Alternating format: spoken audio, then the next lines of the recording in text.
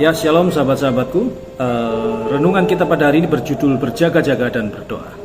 Sahabat-sahabatku terkasih dalam Kristus Yesus, pada hari ini mari kita bersama-sama merenungkan firman Tuhan di dalam Markus 14 ayat 38 yang berkata, berjaga-jagalah dan berdoalah supaya kamu jangan jatuh ke dalam pencobaan.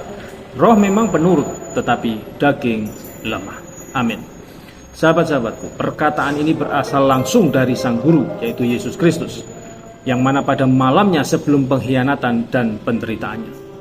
Firman ini tidak hanya relevan pada waktu itu saja, tetapi juga memiliki kebenaran yang abadi, yang dapat menjadi petunjuk di dalam hidup kita semua, murid-muridnya, sampai dengan hari ini. Pencobaan dalam kehidupan. Pencobaan itu adalah bagian yang tak terpisahkan dari kehidupan kita.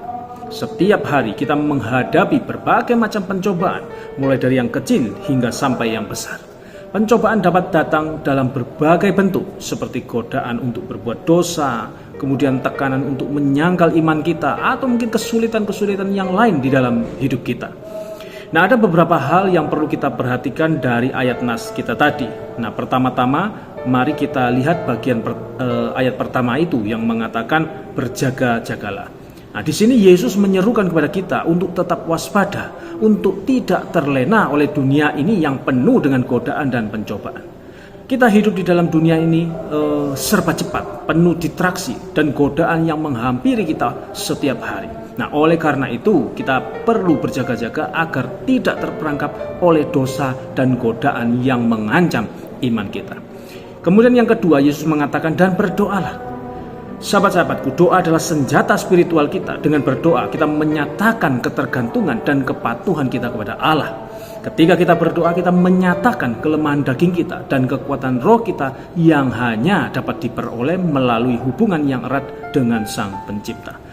Doa adalah wadah di mana kita dapat menumpahkan segala kekhawatiran, kegelisahan, dan segala kebutuhan kita kepada Allah yang Maha Kuasa. Nah, kemudian Yesus memberi alasan mengapa kita itu perlu berjaga-jaga dan berdoa, yaitu apa? Supaya kamu jangan jatuh ke dalam pencobaan.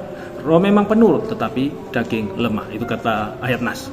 Yesus dengan kata-kata ini mengakui bahwa kita sebagai manusia itu memiliki kelemahan dan keterbatasan. Roh kita mungkin bersedia, tetapi daging kita itu rentan terhadap godaan dan kelemahan. Nah, meskipun kita memiliki keinginan untuk melakukan hal yang benar, kita tuh sering kali tergoda untuk melakukan yang salah. Daging kita, yaitu sifat kita yang berdosa, menarik kita ke arah dosa. Untuk itulah perlunya kita untuk selalu berjaga-jaga dan berdoa. Menghadapi pencobaan, kita tidak boleh menyerah pada kelemahan daging kita. Sebaliknya, kita harus berjaga-jaga dan berdoa. Berjaga-jaga berarti selalu waspada terhadap pencobaan yang mungkin datang. Berdoa berarti meminta kekuatan kepada Tuhan untuk membantu kita mengatasi pencobaan tersebut. Bagaimana kita dapat mengaplikasikan ajaran ini dalam kehidupan kita sehari-hari? Yang pertama, berjaga-jagalah dengan menjauhi segala bentuk dosa dan godaan yang dapat melemahkan kita. Kedua, berdoalah dengan tekun, membangun hubungan yang erat dengan Allah, sehingga roh kita diperkuat dan daging kita menjadi tunduk. Berjaga-jagalah dan berdoalah, karena dalam ketaatan dan kepatuhan kepada Allah, kita akan menemukan kekuatan untuk mengatasi segala pencobaan.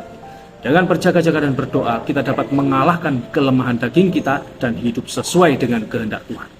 Semoga kita semua menjadi murid-murid yang setia, berjaga-jaga di dalam iman, dan terus bergantung kepada Allah melalui doa.